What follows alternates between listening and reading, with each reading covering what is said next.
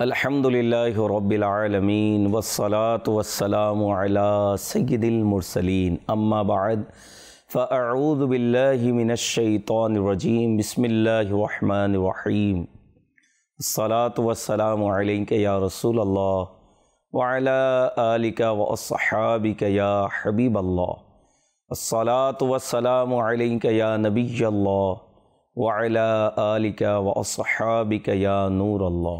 মাদানী চ্যানেলের দর্শকবৃন্দ, পবিত্র জীবন এই অনুষ্ঠানে আপনাদেরকে স্বাগতম। আলহামদুলিল্লাহি আজ্জা ওয়াজাল। পবিত্র জীবন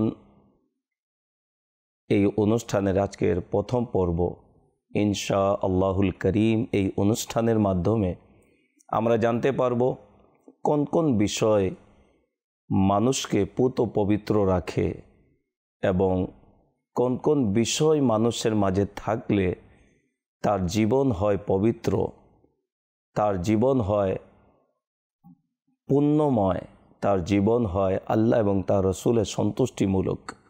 ইনশাআল্লাহুল করিম সময়ে সময়ে আমরা বিভিন্ন বিষয়াদি নিয়ে এই অনুষ্ঠানে আলোচনা করব। আসুন ভালো ভালো নিয়ম সহকারে আমরা দেখার প্রস্তুতি নিই। নবী পাক সাল্লাল্লাহু তাআলা আলাইহি ওয়াসাল্লাম এর প্রতি দুরূদ পড়ার অসংখ্য ফজিলত এবং বরকত রয়েছে। দুরূদে পাক এমন একটি আমল যার মাধ্যমে অন্তর পবিত্র হয়, যার মাধ্যমে আত্মা পবিত্র হয়।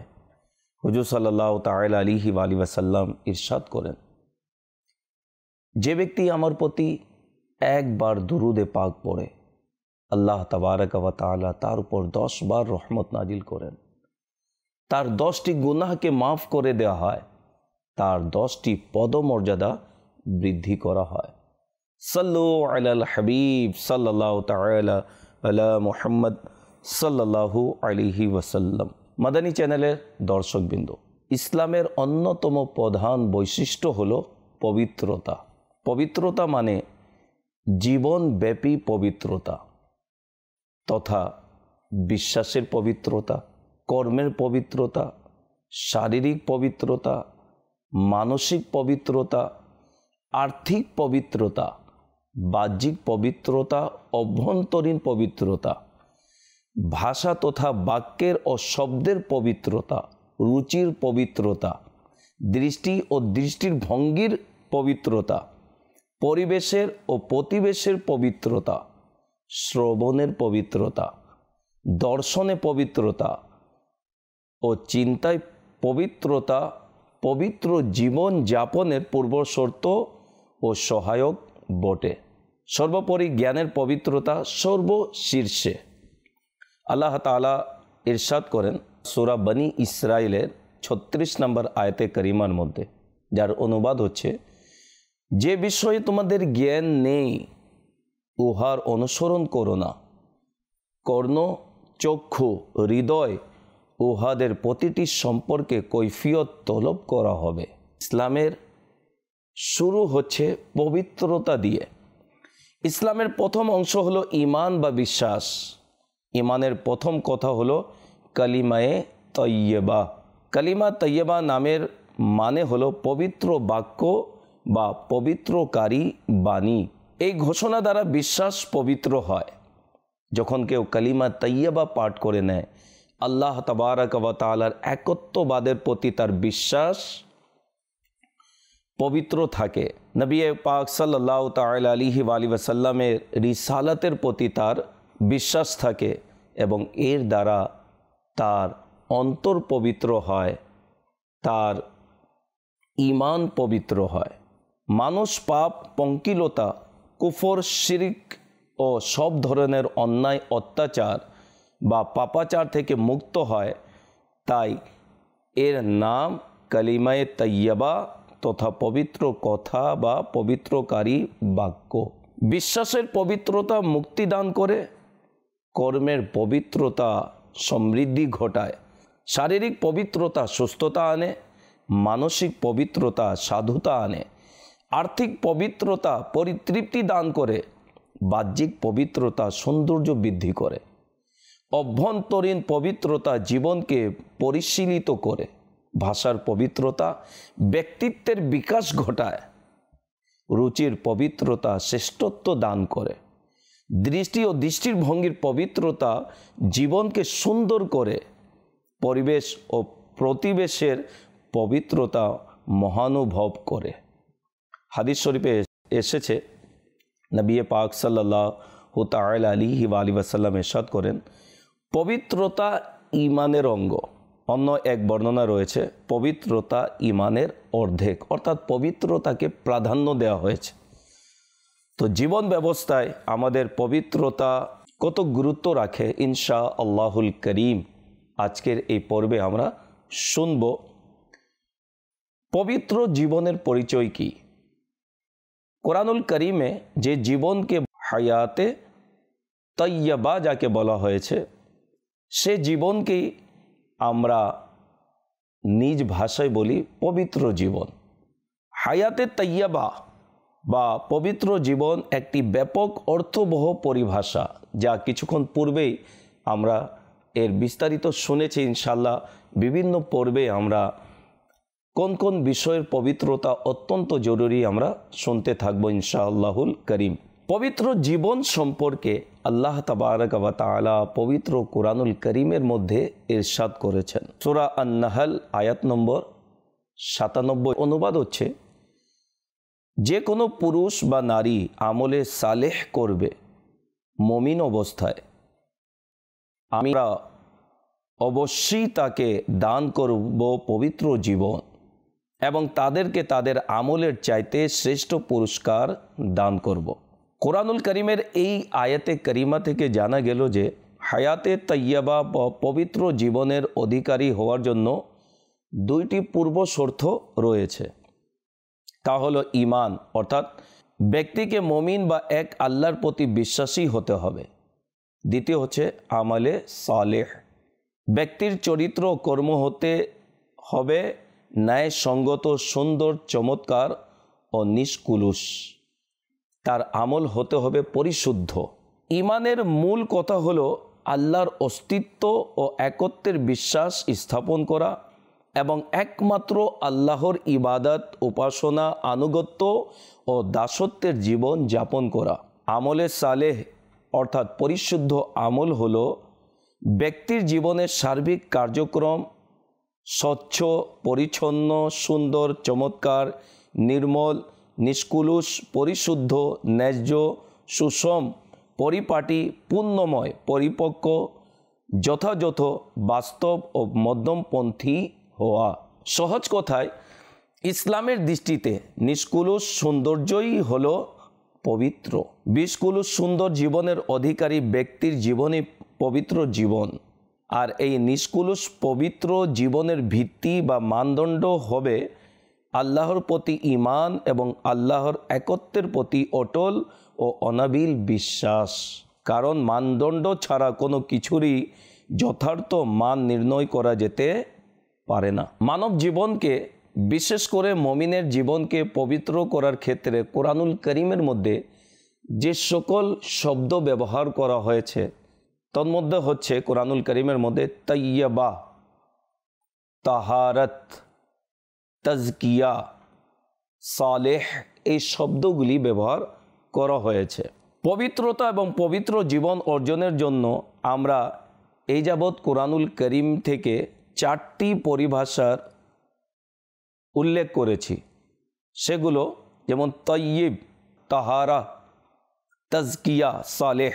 এর পরিভাষাগুলো যে অর্থ আমরা অভিধান থেকে উল্লেখ করেছি এবং কোরআনুল মজিদের মধ্যে ব্যবহার থেকে এগুলো যে ভাবার্থ প্রকাশ পায়, সে অনুযায়ী এর অর্থ হচ্ছে ভালো, উত্তম, সুন্দর, পুত পবিত্র, পরিচ্ছন্ন, পরিশুদ্ধ, ভদ্র, চমৎকার, রুচিশীল, সুস্থ, উন্নত ইত্যাদি। আল্লাহ তাবারক ওয়া তাআলা পবিত্র জীবনকে ভালোবাসেন এবং আমাদেরকে পবিত্র করার জন্য আল্লাহ তাবারক ওয়া তাআলা তিনি তার হাবিব সাল্লাল্লাহু তাআলা আলাইহি ওয়াসাল্লামকে পাঠিয়েছেন। নবী করিম সাল্লাল্লাহু তাআলা আলাইহি ওয়াসাল্লাম মানব সমাজকে পবিত্র করার জন্য তিনি এই ধরায় এসেছেন।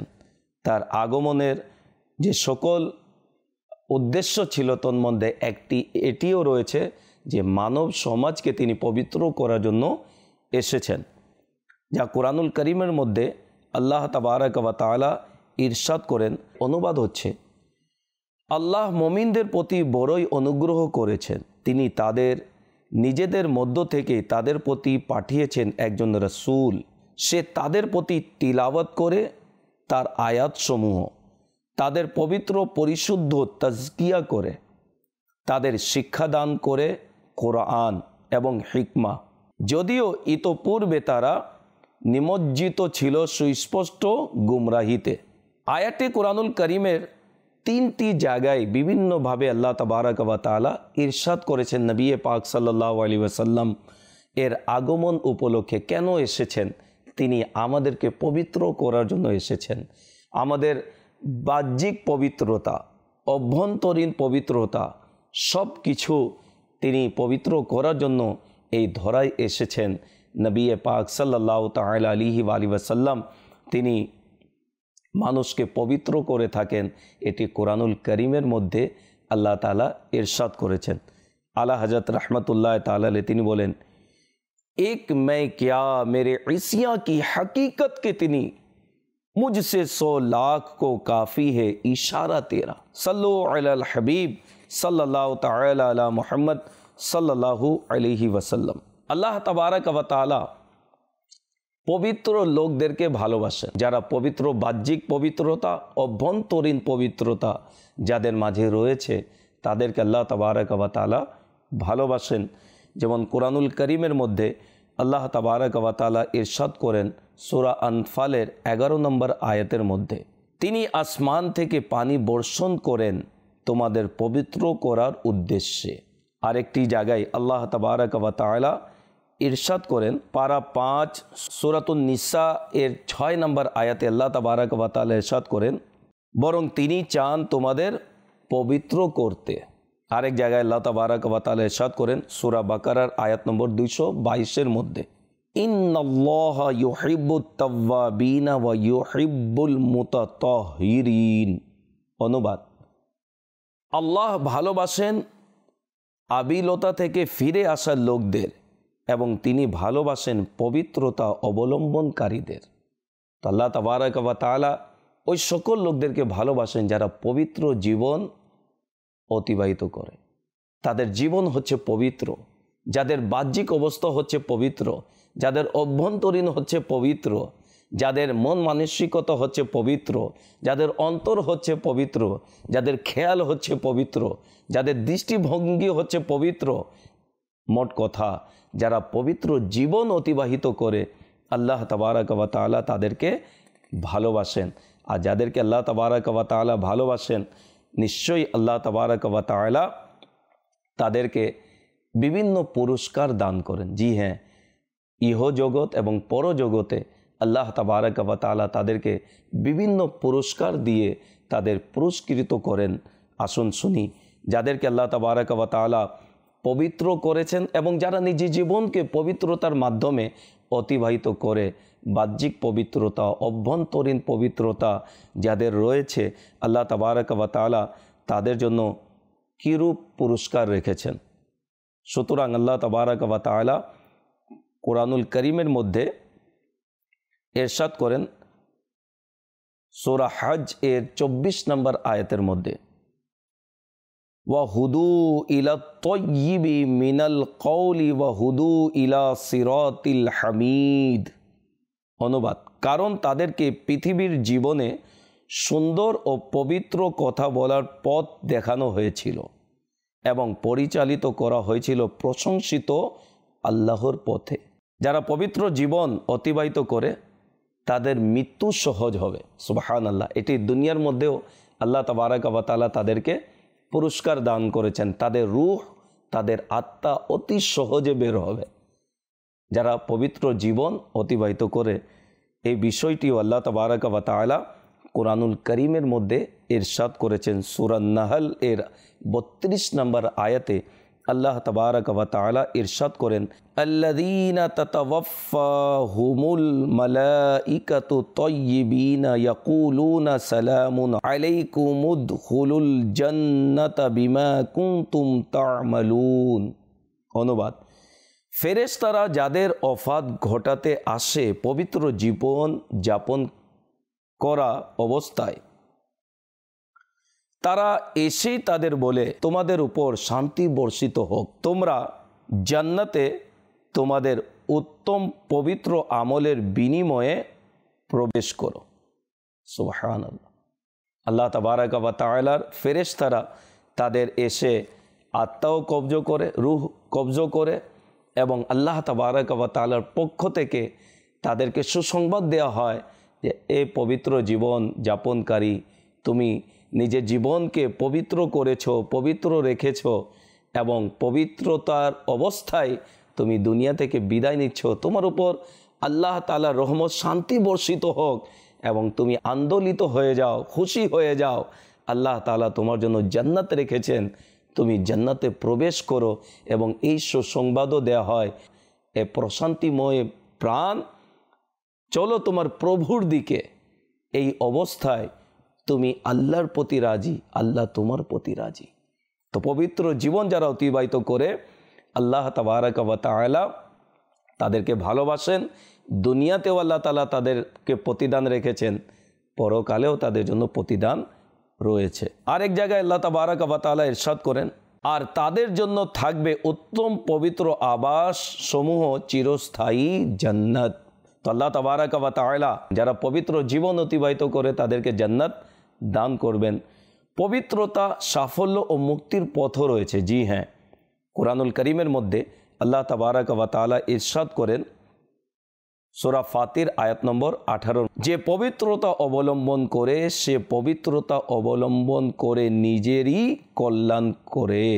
কদ আফলাহা মান তাযাক্কা, সফল হয়েছে সে যে নিজেকে পবিত্র, পরিশুদ্ধ ও উন্নত করেছে। আরেক জায়গায় আল্লাহ তাআলা ইরশাদ করেন সূরা আশ-শামস আয়াত নম্বর 9 এবং 10 মধ্যে, কদ আফলাহা মান যাক্কাহা ওয়া কদ খাবা মান দাসসাহা, সফল হলো সে যে নিজেকে পবিত্র উন্নত করলো, আর ক্ষতিগ্রস্ত হলো সে যে নিজেকে ধসিয়ে দিল। তো সফল হয়েছে সে ব্যক্তি যে নিজেকে পবিত্র করেছে, নিজের জীবনকে পবিত্র করেছে, নিজের আত্মাকে পবিত্র করেছে, নিজের ধ্যান ধারণাকে পবিত্র করেছে, নিজের খেয়ালকে পবিত্র করেছে, নিজের চিন্তাধারাকে পবিত্র করেছে, নিজের দৃষ্টিভঙ্গিকে পবিত্র করেছে, নিজের কথাবার্তাকে পবিত্র করেছে, আচার আচরণকে পবিত্র করেছে। মোট কথা, সে নিজেকে পবিত্র জীবন এর মধ্যে অতিবাহিত করেছে, নিজেকে পবিত্র জীবনের অন্তর্ভুক্ত করেছে, এবং সে নিজেকে পবিত্র জীবনে পরিচালিত করেছে। আল্লাহ তাবারাক ওয়া তাআলা তাদের জন্য এই সকল পুরস্কার, প্রতিদান রেখেছেন। বাকি জীবনকে কিভাবে আমরা পবিত্র জীবন হিসেবে অতিবাহিত করতে পারি সে বিষয়ে জ্ঞান রাখা অত্যন্ত জরুরি। মনে রাখবেন, এক কথায় এটি বলা যায় যে নিজেকে গুনাহ থেকে আমরা যেন বিরত রাখি, আল্লাহ এবং তার রাসূলের আনুগত্য করি। পবিত্র জীবন সম্পর্কে কিতাবে এটাও আসছে যে নিজের জীবনকে আল্লাহ এবং তার রাসূলের আনুগত্যের মধ্যে লাগিয়ে দেয়া, আনুগত্য করে নিজের জীবনকে অতিবাহিত করা, আল্লাহ এবং তার রাসূলের সন্তুষ্টিমূলক কাজ করা, এটাই হচ্ছে পবিত্র জীবন। আল্লাহ তাবারাক ওয়া তাআলা আমাদের সকলকে যতদিন বেঁচে রয়েছি পবিত্র জীবন অতিবাহিত করার তৌফিক দান করুক, এবং এর যে গুরুত্ব এবং এর যে মর্ম রয়েছে, গুরুত্ব রয়েছে, আল্লাহ বুঝার তৌফিক দান করুক। এবং আল্লাহ তাবারাক ওয়া তাআলা আমাদের প্রতি যেন রাজি থাকুক, সন্তুষ্ট থাকুক। আমরা যেন আল্লাহ এবং তার রাসূলকে রাজি করে পবিত্র জীবন অতিবাহিত করে বিদায় নিতে পারি। আল্লাহ তৌফিক দান করুক। আমিন। সাল্লু আলাল হাবিব সাল্লাল্লাহু তাআলা আলা মুহাম্মদ সাল্লাল্লাহু আলাইহি ওয়াসাল্লাম। মাদানী চ্যানেলের দর্শকবৃন্দ, অনুরোধ করব আপনাদের কাছে, যারাই এই অনুষ্ঠান দেখছেন, নিজেকে পবিত্র করতে চান, পবিত্র জীবন অতিবাহিত করতে চান, আপনি চান যে আপনার চিন্তাধারা যেন পবিত্র হোক, আপনার খেয়াল ধ্যান ধারণা সব কিছু যেন পবিত্র হোক, আপনার ঘরের পরিবেশ যেন পবিত্র হোক, তাহলে আপনাকে আমি দাওয়াত দিচ্ছি। আর সেটি হচ্ছে নিজে পরিবার পরিজন সহ দাওয়াতে ইসলামীর মাদানী পরিবেশের সাথে সম্পৃক্ত হয়ে যান। জি হ্যাঁ, দাওয়াতে ইসলামীর মাদানী পরিবেশে চলে আসুন। আলহামদুলিল্লাহ, এই মাদানী পরিবেশ আমাদের জীবনকে পবিত্র করার মন মানসিকতা দিয়ে থাকে। ইসলামী ভাইদেরকে বলবো দাওয়াতে ইসলামীর মাদানী কাফলাতে সফর করুন। ইসলামী বোনদেরকে বলবো ইসলামী বোনের সাপ্তাহিক ইজতিমাতে অংশগ্রহণ করুন। ইনশাআল্লাহুল করিম এর বরকত আপনারা দুনিয়াতে দেখতে পাবেন যে দাওয়াতে ইসলামীর মাদানী পরিবেশের বরকতে আলহামদুলিল্লাহ আমাদের জীবন পবিত্র হয়েছে এবং পবিত্র জীবন অতিবাহিত করার মন মানসিকতা আমরা পেয়েছি। আল্লাহ তাআলা আমাদেরকে নিজেকে ভালো পরিবেশে, সুন্দর মাদানী পরিবেশে রাখার তৌফিক দান করুক। আমিন। বিজাহি খাতিমিন নবিয়িন সাল্লাল্লাহু আলাইহি ওয়াসাল্লাম। সাল্লু আলাল হাবিব সাল্লাল্লাহু তাআলা আলা মুহাম্মদ সাল্লাল্লাহু আলাইহি ওয়াসাল্লাম।